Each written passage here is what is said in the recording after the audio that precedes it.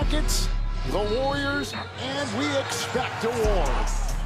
My turn, your turn, between Steph Curry and the Butler here. Curry, three. Oh! Curry dialing long distance. He'll throw up a shot. Oh, geometrically, that should not have happened. Not one, but two closers on the same team. That puts an exclamation mark on this Golden State win in Game 1. Good stuff on the calls last night. We opened with the Warriors' big win, big performances again from both Steph Curry and Jimmy Butler. And here's the good news if you're a fan of Golden State. When they win Game 1 under Steve Kerr, they are 20-1 in playoff series. You'll remember the only one they didn't win. It was the 2016 final against LeBron's Cavs when they were up 3-1, and then it got away from them. Carlos Boozer, Marcus Morris with me here. Let's run the floor through the weekend in the NBA playoffs. Celtics cruised past Orlando yesterday, but in the fourth quarter, Jason Tatum lands awkwardly on the wrist after being fouled. X-rays negative. But here we go. Let's go with this. Booze, do the Celtics still win this series easily, even if Tatum is compromised? Yes, they got too many other guys that can get the job done. Yeah, they will need him ultimately, though, right? I mean, if they need to give him rest for a day or two or a game or two or whatever the case may be. Yeah, if they want to win a championship, you need Jason Tatum. But to get out the first round, they have other guys. Yeah, again, the X-rays initially negative. Next, yesterday, the Thunder beat the Grizzlies by 51 points, which is the fifth biggest margin of victory in postseason history. So if I said OKC is going to remain undefeated until the NBA Finals, they have this series and then the winner of Nuggets-Clippers. Would you buy that? No, even though as impressive as they looked in Game 1, they were terrific, checked off all the boxes. When they get past this round, the Clippers and the Nuggets will definitely get a win. Yeah, you like the Clippers. I think that's a matchup that should be tough for this no matter how it goes. Great matchup. All right, we'll keep an eye on that. And then Saturday night, primetime Lakers run off the court at home by the Timberwolves despite a hot start from Luka Doncic, who finished with 37. Where do you point the finger of blame, Booze, at the Lakers for their Game 1 loss? I mean, as opposed to just saying, the Timberwolves did their job, but for the Lakers, the others have to step up. Only 13 bench points, Greeny. 13 bench points for LA. It's interesting because the Minnesota bench players, their quote-unquote supporting cast, all had a pretty good game, or many of them had a pretty game. My old buddy Jalen Rose always used to say to me when we were doing NBA together, and always sticks in my head, the role players tend to play great at home. That's where you count on it. This time, it seemed to flip a little bit here. It was Minnesota that got the good performance from the quote-unquote other players. Yeah, McDaniels was probably the best player on the court last night, did a great job. Nas Reed had 23 off the bench. The others from Minnesota showed up. This is a series where everybody picked the Lakers. We picked the Lakers too. Mm-hmm. Minnesota has a chip on their shoulder, and they're playing like they have something to prove. Well, we know that Shannon Sharpe has picked the Lakers repeatedly and always in rhyming form. He does it in couplet form, and he's got them winning in 5. Well, Stephen A. watched the game on Saturday night, and he was giving Shannon the business. Take a look at the tweet here from Stephen A. Someone just texted me with this message to send directly to Shannon Sharpe. AAA, NWA, I don't care what Shannon has to say, Lakers ain't winning in 5. So let's start, Marcus, with your thoughts on how well that rhymed. And secondly, I will ask you that ever-popular question. Was this a bad game or a bad sign, Marcus Morris, for the Lakers? I would say just a bad game, right? The others just didn't come to play. Anytime you get 48 points from Jaden McDaniels and Nas Reed, something wasn't right in that scouting report, right? I just don't think guys were just amping up to play. You're playing at home in crypto arena. You just have to have more energy, like offensive rebounding, diving on the floor.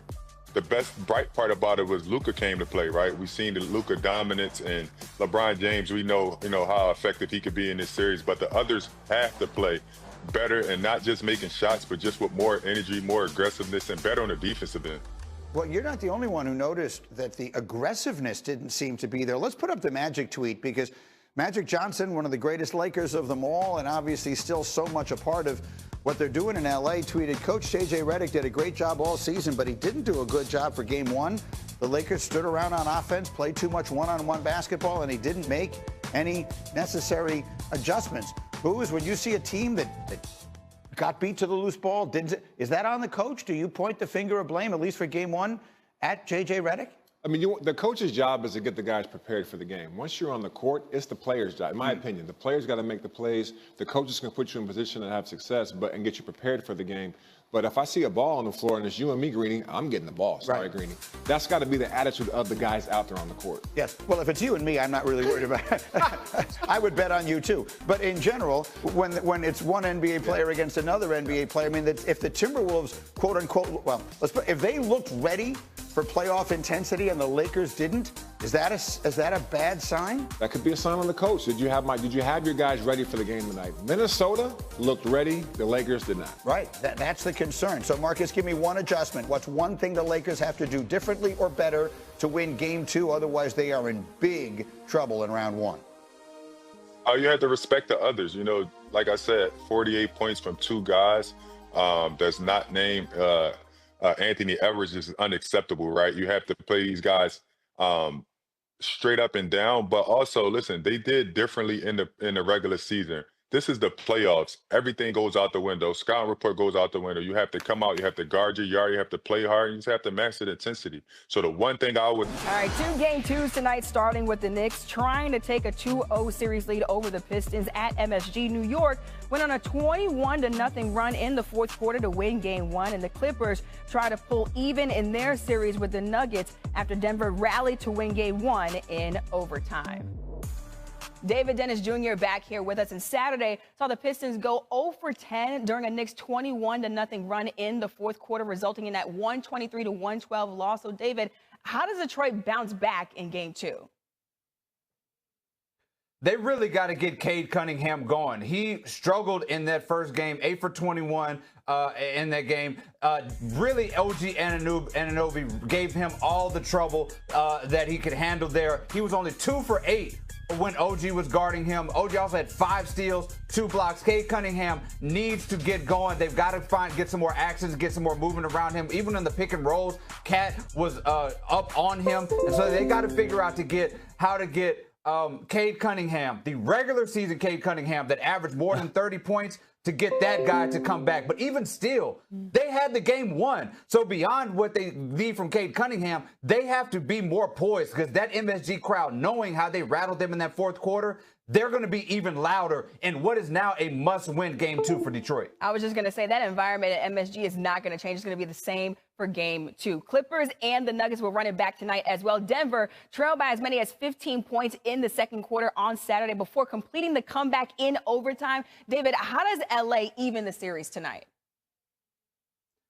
They got to do something about those turnovers. I mean, that's really what lost them the game and lost them that lead. They had 20 turnovers. Denver had 29 points off of those turnovers. But beyond that, Kawhi Leonard had a pretty pedestrian game. This guy had been playing such great basketball. We've been comparing him to the 2019 Kawhi. He was pretty much absent for a lot of that second half. Only 6 points in that second half, a couple points in overtime. We were expecting Kawhi in these clutch situations to dominate and be the guy who Kendrick Perkins calls Kawhi Michael Jordan or whatever he calls him. That's the guy that we need in this series if you're going to win a clutch game with Nikola Jokic on the other side of the court. Yeah, 20 turnovers, that's not how you win a game if you're this Clippers team, but it should be a good series. David Dennis Jr. with the latest. Thanks so much. SportsCenter's Top 10 is brought to you by Apple.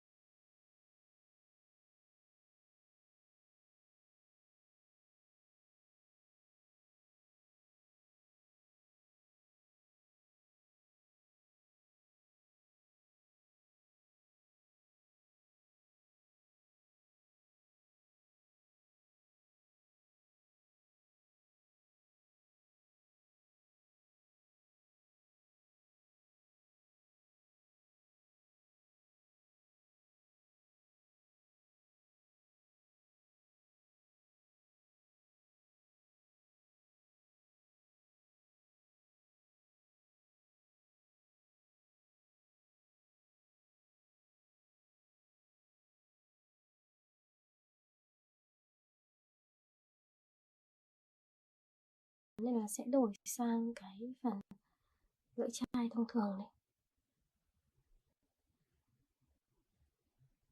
Đây mọi người móc cho mình cứ từng mũi một nhé. Móc khoảng 1/3 cái vành mũ là được. Không móc một nửa nhé, một nửa là hơi bị nhiều đấy. Mọi người móc cái lưỡi chai thì khoảng 1/3 thôi.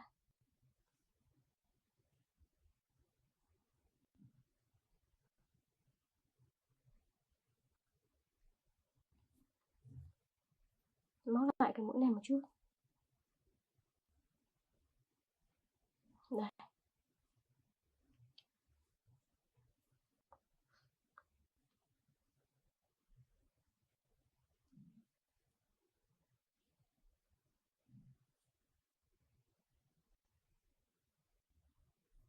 Mình móc vào.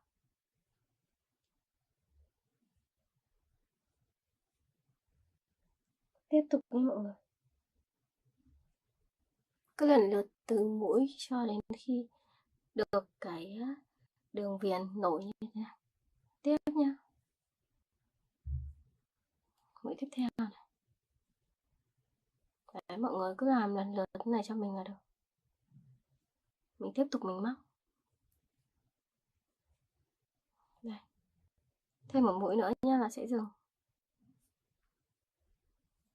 Thêm một mũi nữa. Ok rồi.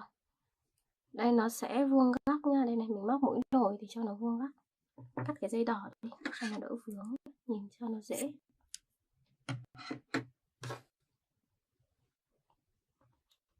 Rồi. Đây nha mọi người. Cái phần vành này nó vuông góc với cái phần chóp mũ. Bây giờ mình sẽ móc cho nó dài thêm ra. Móc dài thêm ra. Nói chung là cái lưỡi chai thì móc độ dài tùy ý nhé.